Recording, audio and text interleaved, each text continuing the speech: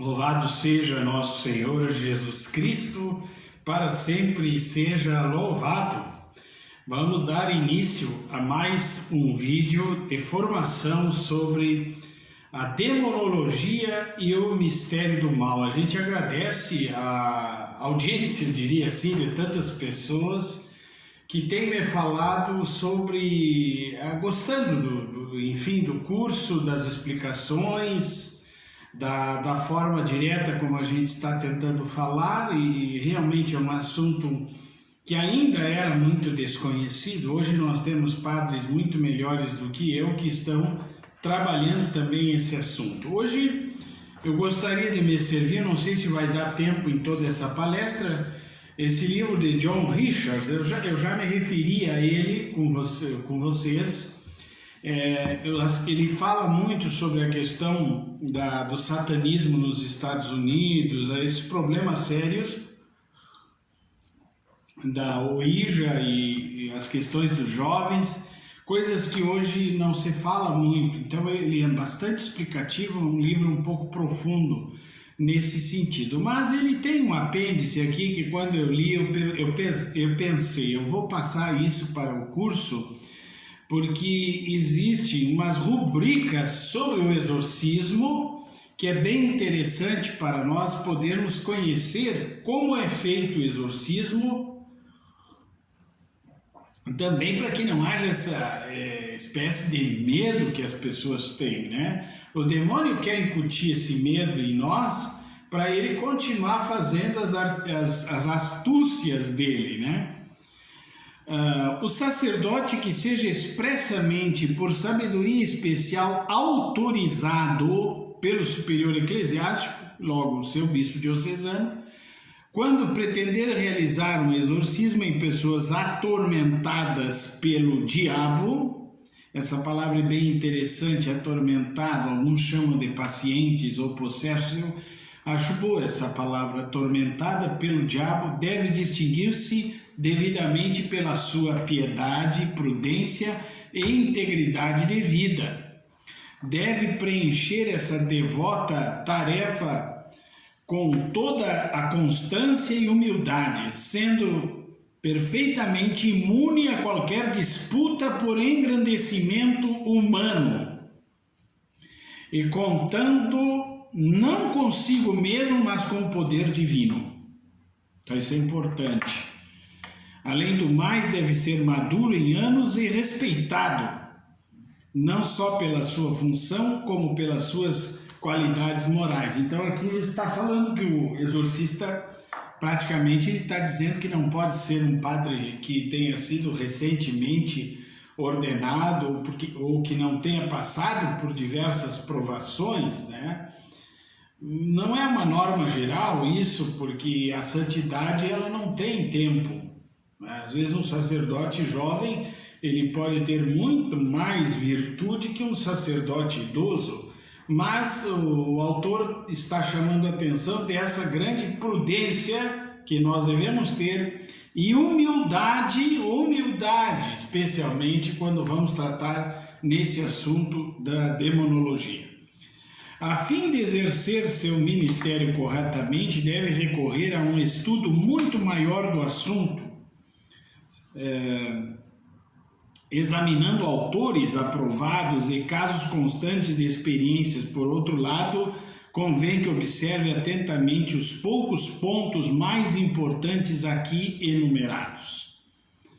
Em especial, não deve acreditar em demasiada pressa que uma pessoa esteja possuída por um espírito maligno, mas deve investigar os indícios pelos quais um possesso deve ser distinguido de alguém que esteja sofrendo de hipocondria ou qualquer outra doença psicológica ou física. Os indícios de possessão são os seguintes. Então, primeiramente, eu quero falar essa primeira parte, que o sacerdote, um homem de estudo, ele tem que ter estudo para não avançar demais e não retroagir demais. Ele tem que, em primeiro lugar, assim, você não pode dizer que não haja possessão, como não pode dizer que é possessão? Você tem que primeiramente estudar muito o caso, por causa da questão psicológica afetiva, especialmente nos dias de hoje, né? Que as pessoas estão aí, eu diria, mais atormentadas pela sua própria vida do que pelo demônio. O demônio se serve disso. O demônio, se uma pessoa está desesperada para se matar, ele está tranquilo, ele vai procurar aquele que é o justo, aquela pessoa que está no caminho de Deus.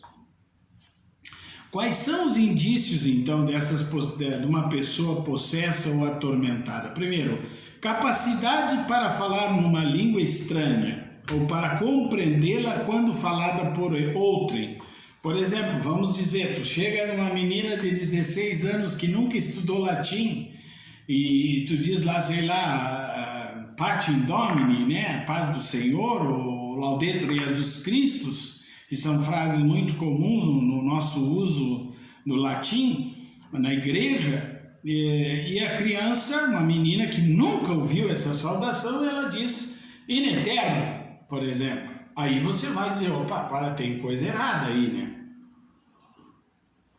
É importante que o exorcista vá anotando ou gravando com a autorização da família ou do próprio atormentado, para que ele possa então chegar a uma conclusão se deve ou não fazer o exorcismo público esse, né? O maior. A faculdade de discernir acontecimentos futuros ou ignorados. O demônio não prevê o futuro, mas ele tem uma inteligência muito elevada. Por exemplo, se ele diz assim, olha, o PT vai assumir de novo o Brasil, logo nós vamos falir. Quer dizer, é uma dedução que ele tem, né? Pelas atitudes de alguém, ele sabe, olha, se é ladrão, ele vai roubar. Se é um santo, vai acontecer uma transformação. Então isso é bem interessante. Demonstração de poderes que estejam fora do alcance da idade do paciente e de suas condições naturais. E vários outros indícios que, quando encarados em conjunto como um todo, aumentam a evidência. Então, por exemplo, você vai se informar, vamos dizer assim, vamos considerar uma menina atormentada de 16 anos, aí que está terminando o ensino médio, vamos dizer assim, vamos dizer que nós temos essa menina aqui que está tendo problemas e assim por diante. Aí você vai e fala uma língua, um latim, né? Ou italiano, espanhol, se você sabe falar inglês, você primeiro tem que saber assim, qual é a capacidade dessa menina. Não sabe falar outras línguas estrangeiras, não conhece nada da doutrina da igreja, talvez nem tenha feito catequese, está totalmente por fora do que é a realidade da igreja. E de repente ela fala, ela não, aí seria já o demônio falando nela, em dogma da Imaculada, ou a presença de Cristo na Eucaristia, coisas que ela não poderia ter condições de dizer, tá? Então isso é a parte também de previsão do futuro. Claro que não é que o demônio preveja o futuro, ele tem conhecimento indutivo e ele pode, por dedução, chegar a uma conclusão. Inclusive em relação a nós, conforme nós vamos caindo em tentações, o demônio sabe qual é a direção que ele vai dar para nós cairmos na tentação. Vamos dizer, uma pessoa tem problema no sexto mandamento, na castidade, com determinado assunto. Tá, então o demônio já sabe, ele vai tentar fazer o possível para chegar naquele nível, para a pessoa poder enfraquecer na graça de Deus. Porque no momento que você está enfraquecido na graça de Deus, você vai cair na tentação e você entra em pecado mortal. Pronto, já é do time de Satanás. Aí já não há necessidade de mais nada. Se essa pessoa for se confessar, você deu uma bofetada no demônio, né? Cada vez que você vai ao sacramento de reconciliação, você dá uma bofetada em Satanás. Para melhor entender essas questões, que interrogue o possesso à medida que prossegue um ou outro ato do exorcismo, sobre o que ele sente em seu corpo, em sua alma, enquanto o exorcismo está sendo feito, procurando também saber quais as palavras da fórmula que maior efeito intimador produzem ou produzirão no demônio, de maneira que daí por diante tais palavras possam ser empregadas com maior frequência e ênfase. Por exemplo, ó Maria concebida sem pecado, rogai por nós que recorremos a vós. Ou você faz a oração do exorcismo de São Bento, então o demônio fica atormentado com isso. Então aí você vai usar mais isso. O Magnífica de Nossa Senhora, por exemplo, né, que é riquíssimo em dados de exorcismo, né? Vários santos da Idade Média utilizavam Magnífica como forma de exorcismo. Tipo uma fórmula para que afugentar o inimigo, para afugentar o inimigo. Deve manter-se em guarda contra as artes e subterfúgios que os espíritos malignos têm o hábito de usar para enganar o exorcista, pois com muita frequência dão respostas enganadoras e tornam difícil entendê-las, de modo que o exorcista possa cansar-se e desistir, ou que dê a impressão de que o paciente não está de modo algum possuído pelo diabo. Então vocês vejam que não é nada fácil. Nós estamos tratando com o pai da mentira, é a mesma coisa que os socialistas, eles usam qualquer coisa para o benefício deles. Se eles tiverem que se ajoelhar na frente de um santo, eles se ajoelham, os comunistas, para depois matar um padre, matar um bispo com a maior facilidade do mundo, né? E o demônio age dessa maneira, ele é um mentiroso, então ele pode... não saiu, na realidade, dessa moça que nós estamos falando, né?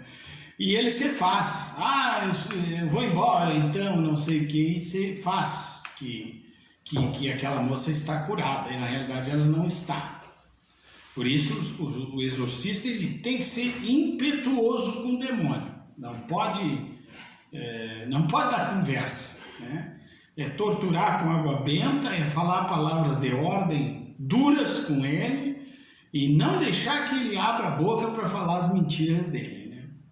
Porque ele é o pai da mentira, ele vai dissuadir, vai montar alguma coisa, um romance, né, para iludir o sacerdote que está ali tentando retirar ele daquele corpo. Vez ou outra, depois de já terem sido reconhecidos, eles se escondem e deixam o corpo do paciente praticamente livre de qualquer molestação, de maneira a que a vítima se imagine completamente liberta. É só na imaginação. Todavia, o exorcista não pode desistir enquanto não vir sinais de libertação. Eu acredito que eu já falei aqui para você sobre os olhos, né? Que quando uma pessoa está endemoniada ou possessa, ela fica com o olhar perdido porque ela não tem o comando psíquico. Vamos dizer, agora eu consigo olhar para vocês, tranquilo, olhar para o crucifixo, para o celular, e vocês percebem que eu estou consciente, né? Falando com vocês. Agora a pessoa que está endemoniada, ela fica com um olhar, claro, a não ser que a pessoa seja um deficiente visual, né? Mas é quase como um deficiente visual que ele olha só para um lugar, o olho fica menos brilhante, eu diria, né? E não está livre essa pessoa. Você tem que continuar surrando o diabo para que ele possa se enfraquecer, né? naquele momento. E uma coisa, por exemplo, um caso que me aconteceu em Passo Fundo, uma vez eu ainda não era exorcista, eu falei com a mulher que era que estava atormentada, e eu disse, Senhor, perdoa os seus pecados. Quando eu disse isso, que para Deus perdoar os pecados dela, o demônio ficou mais revoltado ainda e disse, ela é minha, entende? Porque o demônio não quer dar mais o perdão dos pecados. Porque se você blasfemou, se você, sei lá, cometeu um aborto, pecados inconfessados, eles ficam fermentando na nossa alma. Já falei aqui sobre a confissão geral, é muito importante que a gente tenha essa humildade de pegar um exame de consciência completo, procura o sacerdote, te confessa, para que o demônio não tenha depois meios de atormentar essa pessoa ou nos desviar o pensamento daquilo que é principal. Porque o demônio ele pode estar em busca de um santo para desviar o pensamento do santo daquilo que é correto, e vai ser uma grande vitória para ele, sem dúvida alguma, né? Essas ideologias que estão por aí, teologias falsas, que foram criadas com um humanismo besta, ecologia, a questão do globalismo, a questão do aquecimento global, quer dizer que Deus não tem poder mais, é só o homem que tem poder. Egocentrismo, né? E são tudo coisas erradas que estão no seio da Santa Igreja, que entraram dentro do seio da Santa Igreja, e sacerdotes foram mal formados por uma teologia besta, por uma filosofia besta, e hoje nós temos padres frouxos na sua vocação, que nem eles têm culpa de toda essa situação. Além do mais, às vezes os espíritos malignos colocam toda sorte de obstáculos diante do paciente para que ele não se submeta ao exorcismo. Olha, coloca obstáculos, dá doença, dá dor de cabeça. Não, hoje eu não vou lá no exorcista, quer dizer, o demônio vai desmotivando que o atormentado se encontre com o exorcista. Por vários meios, tá? Coloca obstáculos. E é bom que tenha isso, que aí você diz, você teve esse obstáculo para chegar aqui, ou um familiar está falando, então mais uma razão para nós rezarmos. Então vamos rezar com mais ênfase ainda. A gente tem que agir sempre pelo lado contrário, né? É dizer, que nem aquele lá, pega lá e traz uma varinha, a criança traz a varinha e tu dá com aquela varinha na criança. É isso que a gente tem que fazer com o demônio, né? Alguns revelam um crime que tenha sido praticado e o nome dos que o cometeram. Tem como os meios de pôr fim ao problema, todavia, o paciente deve evitar recorrer para isso a feiticeiros ou espíritas, ou a quem quer que seja, exceto a ministros da igreja, ou a fazer uso de qualquer superstição ou qualquer espécie de prática proibida. Aqui entra o gravíssimo problema, que as pessoas não querem acreditar no poder da igreja e no poder do exorcista. E às vezes dizem, não, essa minha pessoa, essa minha tia, essa minha irmã está com demônio, ponto final. Aí o exorcista está fazendo os exames e diz, não, mas ela não tem, ela não apresenta características de possessão. Aí tu deixa a orientação do exorcista, esse exorcista é fraco, e vai lá para o Saravá para tirar o demônio, ou leva lá para São Domingos, lá com o falso bispo lá, o Darcy, né? Vai lá no falso bispo para ele fazer uma oração que não tem valor, né? Então é isso que acontece. Por que a igreja é prudente? A igreja tem que ser muito prudente, e o exorcista também, para que nós não sejamos marionetes nas mãos do demônio. Porque se existe uma falsa possessão, existe um falso exorcismo. Logo, a igreja cai na gozação. Vai se tornar um ato de palhaçada, um teatro. Então, e é isso que o demônio quer. Então, por isso que a igreja é mais prudente ainda. Então, parentes Pessoas próximas não tem que se meter. Assim um doente, por exemplo, tem uma pessoa com câncer terminal. Aí eu chamo um espírita. Aí eu chamo o pastor não sei da onde, mas eu não chamo o padre que tem a graça da ordenação sacerdotal para a unção dos enfermos para essa pessoa. Ah, mas é que o padre dá medo quando ele chega perto de um paciente. Aí eu digo assim, pessoal, é melhor morrer com a graça de Deus, com o susto de ver o padre, do que morrer sem a graça. Isso uma vez eu briguei quase com um médico no hospital aqui em Rio Grande por causa disso. O cara disse, mas não pode, a mulher vai falar, a mulher está morrendo. Não é por isso, é a graça do sacramento, que as pessoas não entendem e não têm fé, não sabem que esse sacramento pode salvar a alma daquela pessoa naquele momento. É o grande momento, o momento da morte, por isso que a gente invoca São José, e quando a gente reza a Ave Maria, né, a gente diz agora e na hora da nossa morte, porque é o momento da morte, ele é um momento decisivo para nós. Às vezes o diabo deixa o possesso em paz e chega mesmo a permitir que ele receba a Santa Eucaristia. Olha só, para parecer que já se retirou. Na verdade, as artes e fraudes do maligno para enganar o homem são incontáveis. Incontáveis. Por essa razão, o exorcista deve manter-se em guarda para não cair nas suas armadilhas. Quando você está sendo chamado para um caso desses, você tem que ser de uma frieza violenta. Em primeiro lugar, uma grande frieza, né? Para não se deixar levar pela emoção. Ah, tem ali, a menina está sofrendo. Voltando à menina de 16 anos. Pô, mas como é que pode essa menina? Não dá bola para aquilo ali, para os gritos, não dá bola para o que o demônio pode virar a cama, pode fazer... Não dá bola. Você vai com a frieza em cima do fato para que a pessoa seja realmente libertada.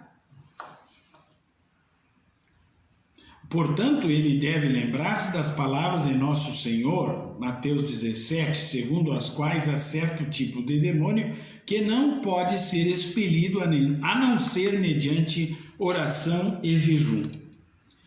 Que ele recorda, pois, acima de tudo, e esses dois meios para implorar o divino auxílio na expulsão dos demônios, conforme o exemplo dos santos padres, e não só ele, mas deve induzir outros também, até onde for possível, a fazer o mesmo. Então é interessante, oração e jejum. Eu falei aqui não sei quantas vezes que o demônio sempre dá um tiro no pé, porque ele é um perdedor e ele sabe que ele é um perdedor. Tá? Mas quanto mais ele ganhar, melhor. Eu vou perder, mas pelo menos eu tiro uma orelha daquele indivíduo, corto uma perna nele, né? Vou morrer, mas vou fazer alguma sacanagemzinha. Então, por isso, ele sempre perde. Deus permite tudo, a tentação, a possessão, a opressão. Deus permite, porque o demônio não tem poder absoluto. Ele não tem. Deus não compete com o mal. Olha os ignorantes aí de Hollywood que põem o demônio... Não existe isso, nunca existiu. Deus é o sumo bem. O diabo é um grão de farinha assim que ele... Se Deus quiser, ele assopra o Lúcifer, que é o maior de todos. O pessoal das falsas religiões chamam de o maioral, né? Gospe nele, ele sai correndo e vai embora. Tá? Não tem condições nenhuma de vencer a Deus e a Jesus e a Santíssima Virgem também. Mas ele faz as coisas parecerem boas. Aí o que acontece? Você começa um processo de conversão e eu vejo o seguinte, quando o Dom Ricardo me chamou para essa missão do exorcismo, ministério de exorcismo, eu não conhecia nada praticamente da ação demoníaca. Eu tive que começar, vou ter que estudar, vou ter que fazer um curso tem que conhecer outras realidades e tal. Então eu entrei num processo de conversão. Após essa nomeação, estou em processo de conversão. Então a oração e o jejum que Jesus fala aqui, né, no Mateus 17, é justamente isso. É justamente isso. Você estando em processo de conversão, né, o demônio vai perdendo espaço. Ele vai, por exemplo, quanto espaço o demônio perdeu na vida do Padre Pio e de Santo Antão. E quantas graças o Padre Pio ganhou cada vez que ele foi, que teve uma vexação, que o demônio bateu nele, como também São João Maria Vianney. Eles eram homens especiais, que viviam profundamente a graça de Deus, porque Deus também não permite, aquela história, Deus não joga pérola para os porcos. Se você não vive nada para a graça de Deus, você não vai ter nenhum milagre, nenhum sinal da presença de Deus na tua vida. E nem da presença do demônio, porque tu já é do time dele. Ou tu acha que o demônio se preocupa com Jorge Soros ou Bill Gates? Não, eles já são do time dele. Eles não têm que se preocupar. Ou com os fundadores do comunismo, ou Escola de Frankfurt, ou marcusianos. Não, o demônio não se preocupa com as feministas, o demônio não se preocupa com as abortistas, o demônio não se preocupa. Agora, um sacerdote que está crescendo na virtude, na oração, na devoção a Nossa Senhora, ele vem para poder tirar ele do caminho da santidade. Se isso puder ser feito de maneira conveniente, a pessoa deverá ser levada à igreja ou a algum outro recinto sagrado e digno, onde o exorcismo será feito longe de aglomerações.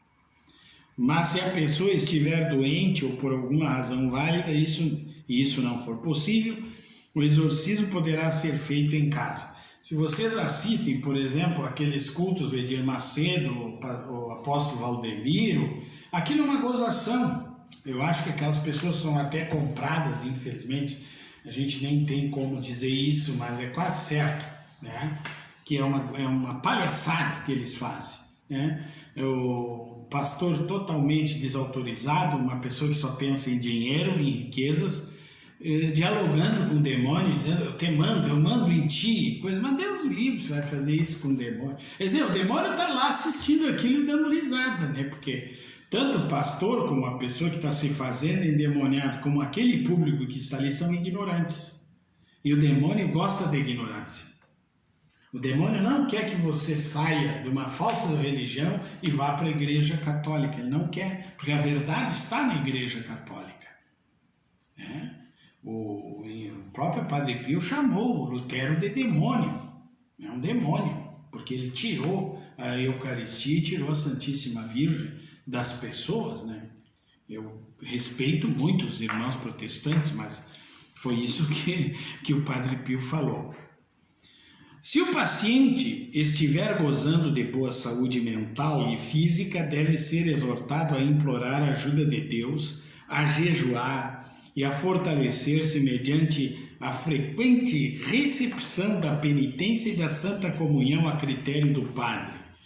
E no decorrer do exorcismo deve manter-se em total recolhimento, com atenção fixa em Deus, a quem deve rogar com firmeza e fé em toda humildade, com toda humildade.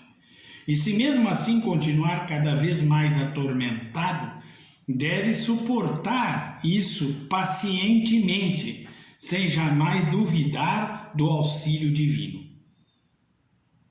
Tá? Isso é muito, muito bonito, né? A saúde mental e física, né? Hoje está difícil da gente fazer uma avaliação, porque as pessoas têm muitos traumas. Então, por exemplo, eu atendo pessoas há muito tempo que vêm me procurar. E algumas dizem, eu sinto, né?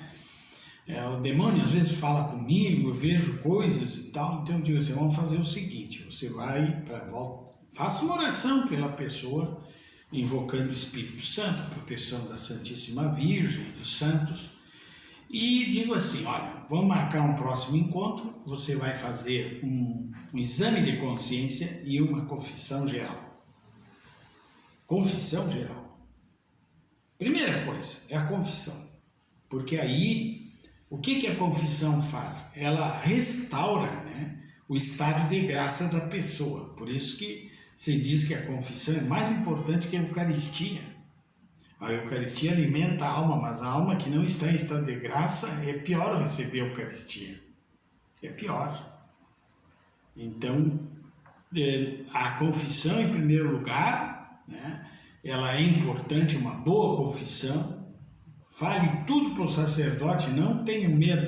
Eu tenho medo do padre. Não tenha medo, o padre não quer ouvir pecados na realidade, porque o padre não tem curiosidade de ouvir pecados. Ele é o ministro de Deus que está ali no momento vamos dizer assim, da execução do sacramento.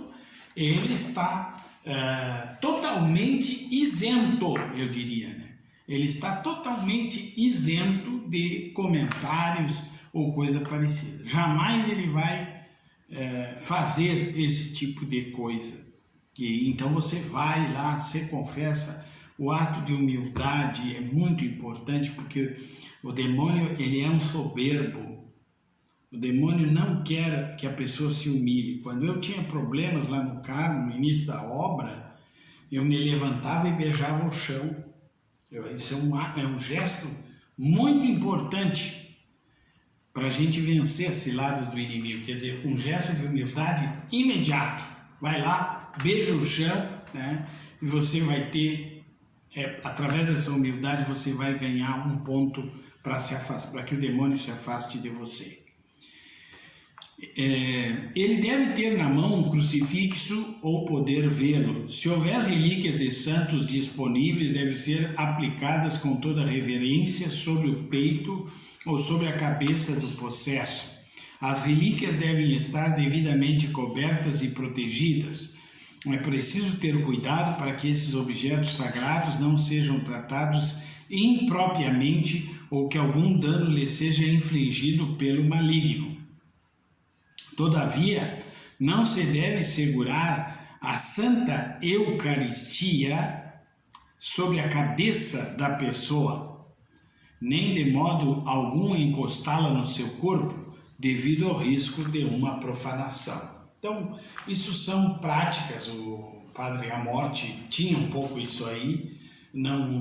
Os novos professores hoje não aconselham esse tipo de coisa, mas você pode fazer. Você sabe que as relíquias, elas têm um poder de graça. Por ser de uma pessoa que viveu na graça de Deus, elas transmitem graça. Então, muitos milagres aconteceram com o uso das relíquias. E o demônio odeia as relíquias porque elas são parte da vida de um santo. Então, não é o objeto material em si que ele odeia ou tem aversão. Ele tem aversão ao significado do crucifixo, que é Jesus Cristo, que deu a sua vida pela nossa salvação, né? Então, tudo isso é muito importante para a gente poder fazer a avaliação do estado de possessão da pessoa. É preciso ter cuidado para que não haja, isso seria sacrilégio, né? Todavia, não se deve segurar a Santa Eucaristia, como já falei. O exorcista não deve entrar em digressões inúteis, nem fazer perguntas supérfluas ou oriundas de curiosidade, particularmente se disserem respeito ao futuro ou assuntos ocultos, os quais nada têm a ver com seu ofício. Que o padre pode cair em pecado fazendo o exorcismo. Se ele for bobo, se ele se deixar levar pela mentira do demônio, é perigoso. Em vez disso, ordenará ao espírito imundo que se mantenha em silêncio e responda apenas ao que lhe for perguntado. Nem deve dar qualquer crédito ao diabo se ele sustentar que é o espírito de algum santo ou de algum morto, ou mesmo se apresentar como um anjo bom. A mania da mentira, né? O demônio, ele sempre vai mentir. Isso aí é a coisa mais lógica que existe. Então nós temos que ter um cuidado muito grande. Se existe, por exemplo, leigos da renovação carismática que gostariam, que querem auxiliar, né, o padre na execução do ministério, eles têm que conhecer esse tipo de coisa, né, para eles também não serem iludidos. Porque vamos considerar, como no filme do Exorcista lá, o padre tinha um problema com a mãe e a mãe acaba falecendo, né? O problema que o padre tinha é que ele não podia cuidar da mãe, não podia morar com a mãe devido ao seu ministério, ele pertencia a uma ordem religiosa e não podia dar assistência para a mãe. Então o demônio, numa hora ele aparece como a mãe do padre e dizendo, meu filho, né? A hora que o padre estava mais forte para expulsar o demônio, o demônio aparece como se fosse a mãe dele, com dor na perna. Ai, minha perna está doendo, meu filho, por que tu me abandonou? Olha só, né? Ou de repente pode se transformar em algo sensual, né? O demônio, o demônio é altamente criativo e muitíssimo mais inteligente que qualquer padre exorcista. Nós já falamos disso. O demônio mais burro que existe no inferno é hiper inteligente, é muito mais inteligente que qualquer grande teólogo que exista na Terra. Então ele vai usar todas as artimanhas, todas as criatividades, e principalmente se ele já sabe as carências e os problemas que o padre tem. Aí ele vai agarrar e vai se manifestar conforme aquilo que o sacerdote tem como carência. Bom, irmãos, eu espero, né, que essa nossa aula de hoje tenha sido de proveito. Eu acredito que sim. Nós vamos continuar esse assunto, ainda temos alguns números aqui para terminarmos, não vamos ter possibilidade de terminar agora, mas na próxima colocação nós terminamos esse ponto e vamos vendo até onde vamos levar esse curso. Depois nós retornaremos com outra biografia. Deus abençoe vocês. Procurem divulgar esse canal, mostre para os seus amigos, digam que vale a pena se inscrever, né? E vamos em frente. Que Deus abençoe vocês.